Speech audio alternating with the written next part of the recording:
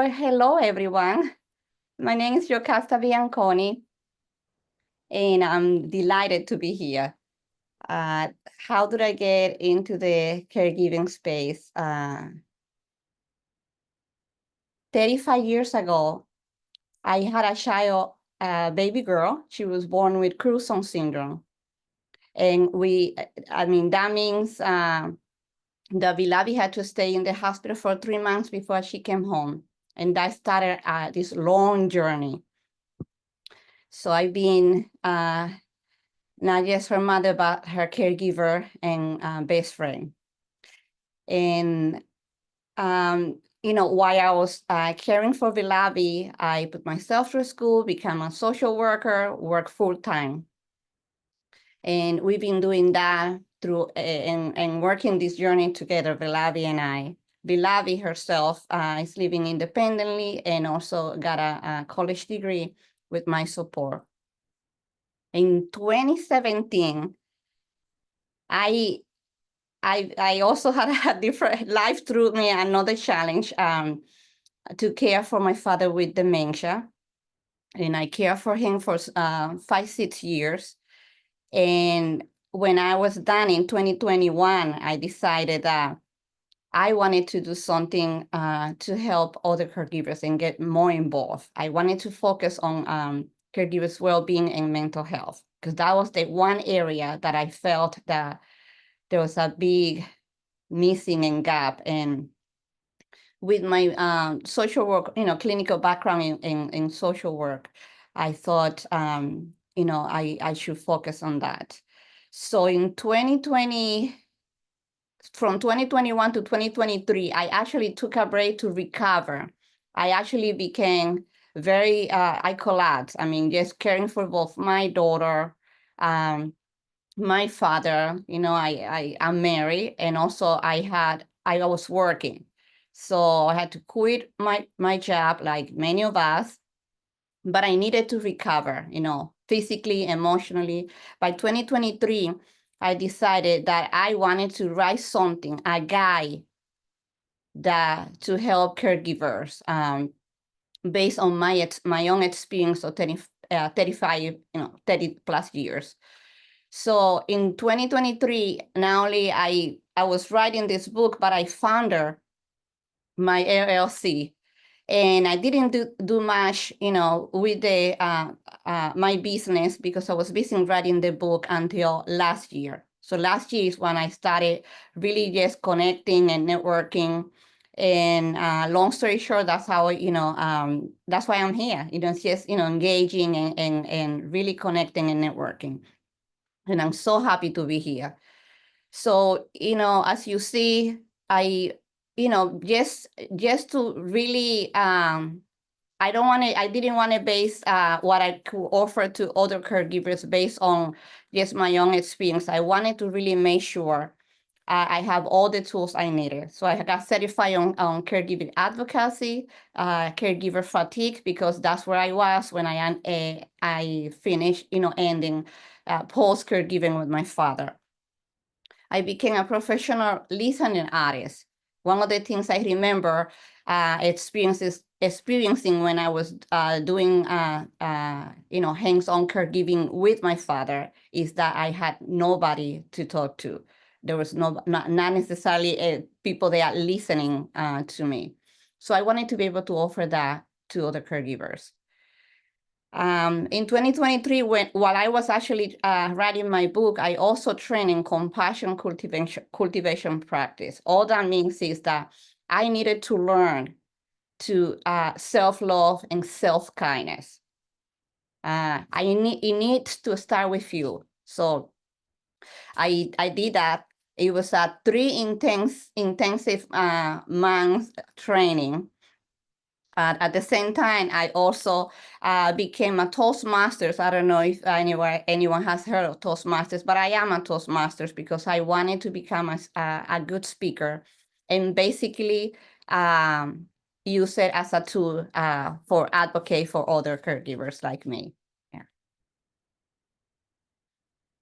Next slide. Let's see. So what is the purpose, as I said, or why I came up with this idea? It's advocacy, educational trainings, visibility speaking. I need to make us visible, like all of us here in this space. And I also do one-to-one coaching. Next slide. So the service breakdown. I offer free emotional support to family caregivers, free of charge. I want the main thing is to be for caregivers to know that they have a space where they don't have to worry about how much I had to budget for that. It is here, free for them. Advocacy for caregivers' well-being and mental health is my focus. No one talks about how a caregiver really feels. I mean, there's a lot. Everyone is advocating for caregivers in terms of in general, well-being. But I wanted to focus on be able to say this is how it really feels like, and educate people about it. Visibility campaign, making through advocacy, making us visible. I came up with a program called Care for Me, Care for You.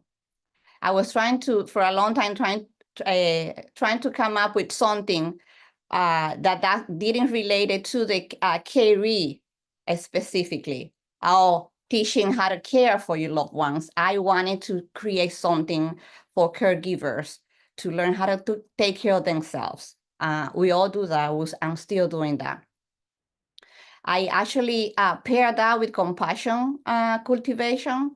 This is something that we all are born with, and we lose it as we grow. So just teaching how to go back to that. Bridging the gap between caregivers and healthcare professionals. Having been in this space for almost 36 years, I'm talking in from the 1990 to the date. I've seen a lot. I've seen a lot of changes, right? We all, Karen is like, yes. But we're still a long way to go, don't we, right?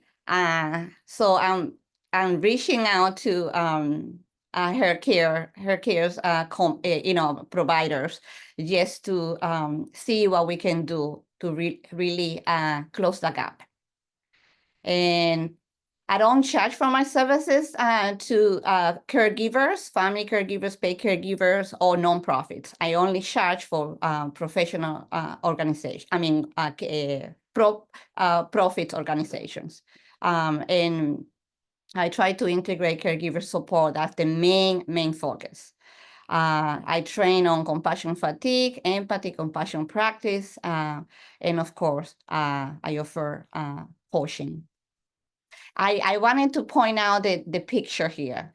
Every time I go out in the community and offer a talk or a training, I bring a life-size mirror, and I actually have a sign that says, this is what a caregiver looks like, meaning your image. And I actually copied, Karen's familiar with this. This is the quote from Rosalind Carter. There are 4 kinds of people: those who are caregivers, those who will be caregivers, those who were caregivers, and those who need a caregiver. And this might be you. So it's just, it doesn't say much, it doesn't look like much, but it has a powerful message. When I show up with this big mirror and with that sign, just the one on the top, this is what a caregiver looks like. Next slide. When I coach when I coach caregivers or just one-to-one, I offer venting listening sessions, meaning venting. Nothing else but venting. If you need to vent, this is what I do. And I offer 15 to 30-minute sessions for caregivers.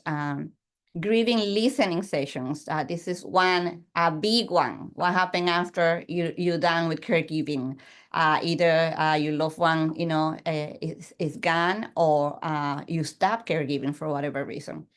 family conflict mediation, something most of us go through, and not, there's not a lot out there there's not, sometimes you need like a mediator or somebody neutral that is not as emotionally involved to really help you through just navigating to that. I went through, I remember, my own family. My father has 10 children, and I was the only one caring for my father. And the other 9 were saying, well, good luck, So online support group, I ran a support group online, chats and such, that's all available.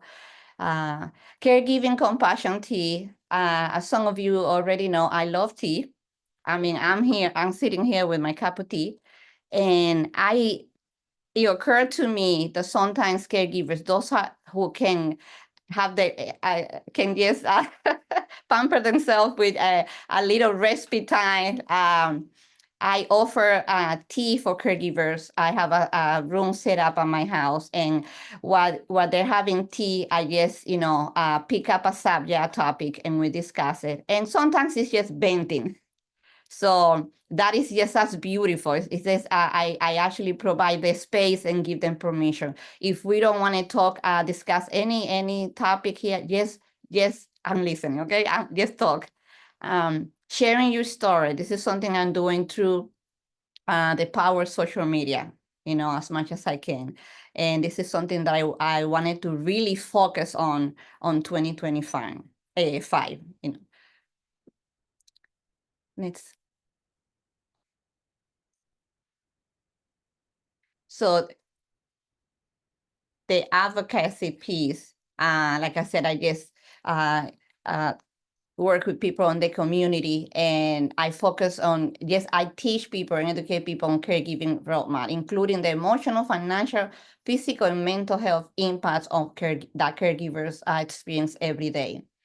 I use my book as a tool. I usually, during 2024, one of the things that I was doing was everyone that signed up for one of my talks will leave with a copy of my book. I just wanted people to really have a tool to go home to, and because you can go and listening to me speaking, but then when you go home back to caregiving, so that I was doing that, and I might have do something different this year, but the book is available and very affordable to anyone, and not because I wrote it, but it is a guide like I wish I had when I had my daughter 35 years ago.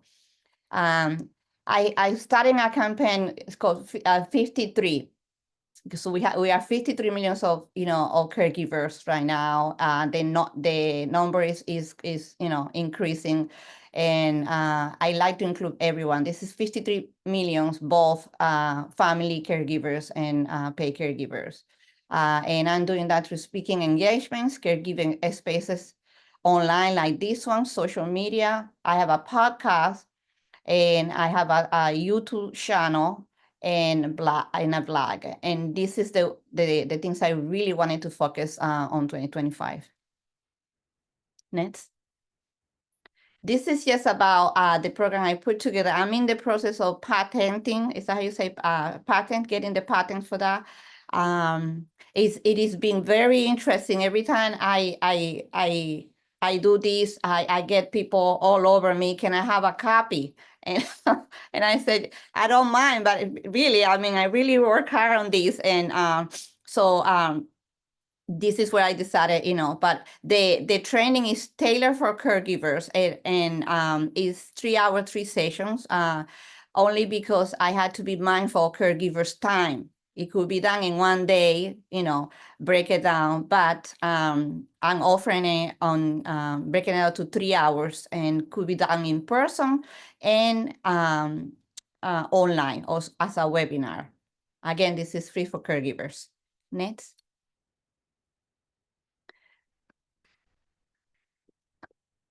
We all forget to be kind to ourselves, and actually being kind to yourself is how you build resilience. when we become caregivers, we focus all our efforts, love and care to the caree, our loved ones.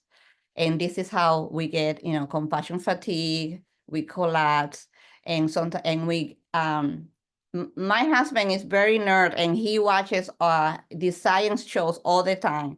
And this week he's been into the black hole in the space, and I wanted to make sure he understood, just to put it in his concept. And I told her, well, when caregivers cry, with the caregiving experience, what the caregivers feel, the caregiving experience feels like a black hole, if you want to put.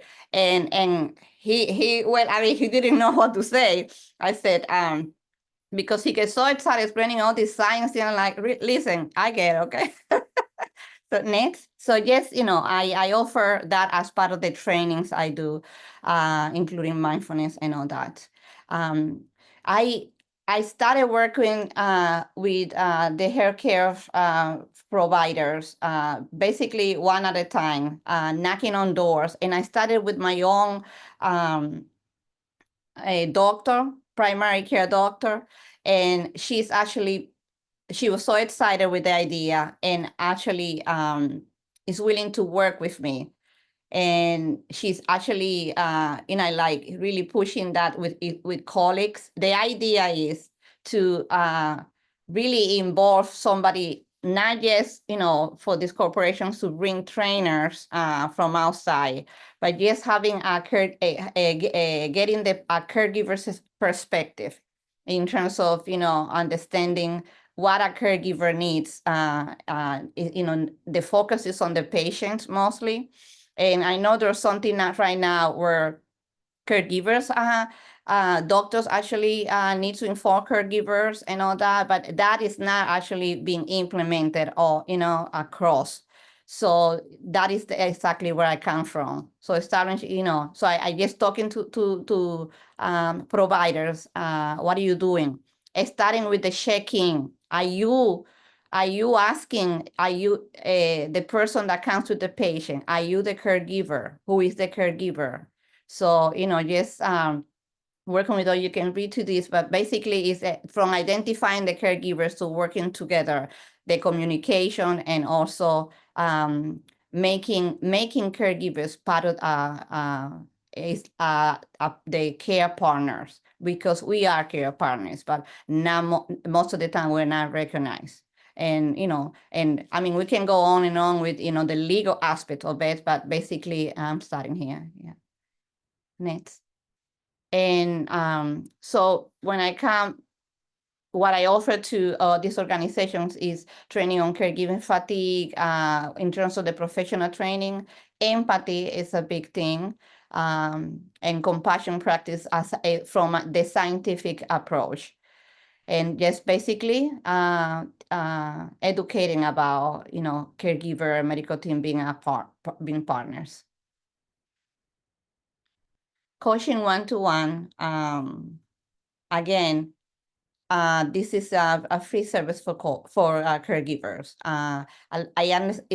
It's one of the things that I learned as a caregiver myself, is like, I don't have time to talk to a therapist. I don't, a lot of us especially if you quit your job, you don't have access to healthcare. I mean, in terms of, health insurance.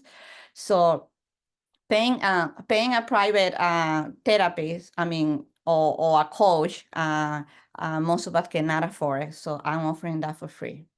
Next. Speaking, it's something very close to my heart.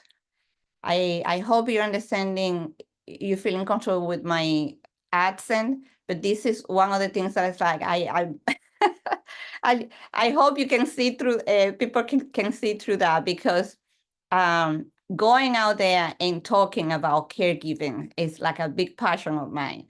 And so I've been doing that long before I started, I really decided to do it professionally.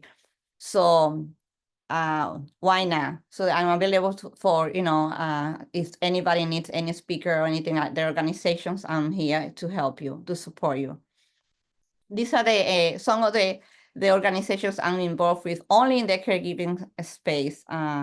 There's a lot of things that doesn't relate to us, but I wanted to just mention this. Yeah. Thank you for your time, and thank you for listening. And I'm leaving here my information. This is some of the ways you can get in touch with me. My website right now is being on the works, but my email and the phone number, you can reach me there, by the way. Thank you so much. I tried to keep that up for just a moment so you know how to reach Yocasta. And as I put in the chat, I had the pleasure of being able to put on a flapper dress and get all, dolled up, to use those terms. And I went to Raleigh and we got to meet, and then I walked into the most beautiful house with beautiful people. Who knew so many people have so many sparkly flapper dresses?